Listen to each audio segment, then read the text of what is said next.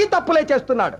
ఎందుకంటే బుర్ర నిండా ఆశలు, ఇంటి నిండా కష్టాలు, పెరిగిన ధరలు, తరగని బాధలు, పాలవాడికి, నీళ్లవాడికి, రెంటుకి, కరెంటుకి, రేషన్కి, మందులకి, కూరలకి, కూతుళ్ళకి, అల్లుళ్ళకి, కొడుకులకి, చదువులకి, పండగలకి, పబ్బాలకి, శుభాలకి, అశుభాలకి, అన్నిటికీ ఖర్చు ఖర్చు ఖర్చు.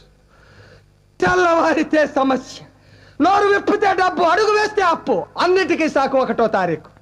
అది సర్వరోగ నివారిణి. 1వ తారీఖు అని 30 రోజులు ఎదురు చూస్తాను సార్. చివరికి అది ఇలా వచ్చి అలా వెళ్ళిపోతుంది. వరద బాధితులను ఆదుకోవడానికి హెలికాప్టర్ వచ్చి వెళ్ళిపోయినట్టు.